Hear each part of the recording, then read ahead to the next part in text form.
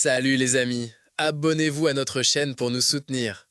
Imaginez, une retraite de yoga isolée dans les douces collines de Toscane. Des cyprès bordent les chemins, l'air est empli du parfum de lavande et de romarin, et le soleil réchauffe la peau pendant que nous nous étirons sur notre tapis de yoga. Une semaine de découverte de soi, de recueillement intérieur, de recherche d'équilibre et d'harmonie. Et une chambre partagée avec un inconnu. Un bel inconnu, je dois l'admettre. J'étais nerveuse. Je suis quelqu'un qui apprécie son espace, qui a besoin de son intimité. L'idée de passer une semaine entière avec quelqu'un que je ne connais pas dans une chambre qui devait unir nos deux mondes, cela m'angoissait déjà un peu. Mais je m'étais inscrite à cette retraite pour affronter mes peurs, pour me dépasser. Et c'est ainsi que j'ai avancé courageusement, bien qu'avec hésitation, vers la vieille maison de campagne qui devait être notre foyer pour les 7 prochains jours. Il s'appelait Elias. Cheveux foncés, yeux bleus perçants, un sourire qui semblait désarmant d'honnêteté. Nous nous sommes tout de suite bien entendus. Nous avons partagé des rires face aux tentatives maladroites d'exécuter parfaitement le chien tête en bas, des conversations tard dans la nuit sur nos parcours de vie respectifs, nos rêves, nos peurs. Plus nous passions de temps ensemble, plus il devenait évident qu'il y avait plus que de l'amitié. Une tension qui crépitait, un désir non exprimé qui planait dans l'air comme le parfum des citronniers en fleurs dans le jardin. Et puis, un soir, après une séance de méditation particulièrement intense, alors que nous étions tous les deux dans une sorte d'état de transe, nous nous sommes avoués nos sentiments. Les mots ont coulé de nos lèvres, si facilement, si honnêtement, si libérateurs. Et puis, nous nous sommes embrassés. Un baiser qui a tout changé, qui a transformé notre amitié en quelque chose de nouveau, de passionnant, d'interdit. Interdit parce que nous savions tous les deux que nos familles et nos amis ne comprendraient pas notre relation. Je n'étais pas encore prêt à faire mon coming out. La peur du rejet, du jugement était trop forte. Elias, en revanche, vivait ouvertement son homosexualité. Il comprenait mes angoisses, mais il m'encourageait aussi, doucement, à les affronter. Cette semaine en Toscane était plus qu'une simple retraite de yoga. C'était un voyage de découverte de soi, d'acceptation, d'amour. Et c'était aussi un voyage dans l'histoire, car, à mesure que nous nous rapprochions, Elias me parlait de la longue et souvent douloureuse histoire de l'homosexualité.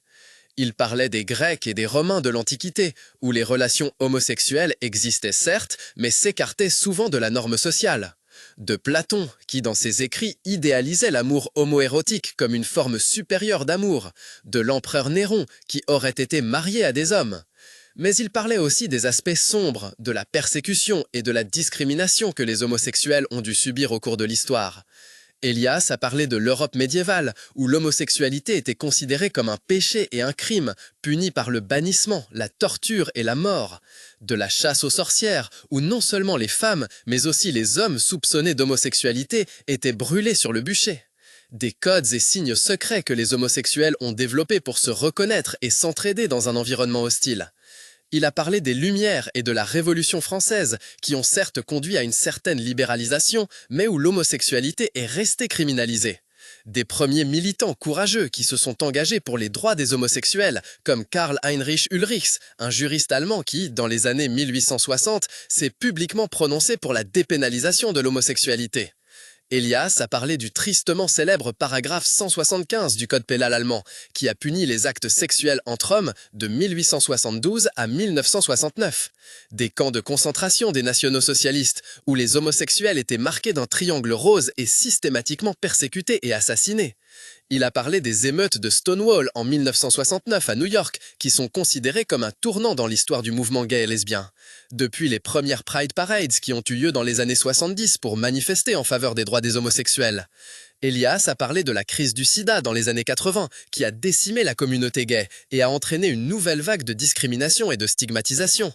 Mais aussi de l'incroyable cohésion et de la solidarité dont la communauté a fait preuve pendant cette période difficile. Elias a parlé des succès du mouvement gay et lesbien au cours des dernières décennies, de l'introduction du mariage homosexuel dans de nombreux pays, de l'acceptation croissante de l'homosexualité dans la société. Mais il a également souligné que le combat n'est pas encore terminé, que l'homophobie et la discrimination restent une réalité dans de nombreuses régions du monde, mais aussi dans notre propre société.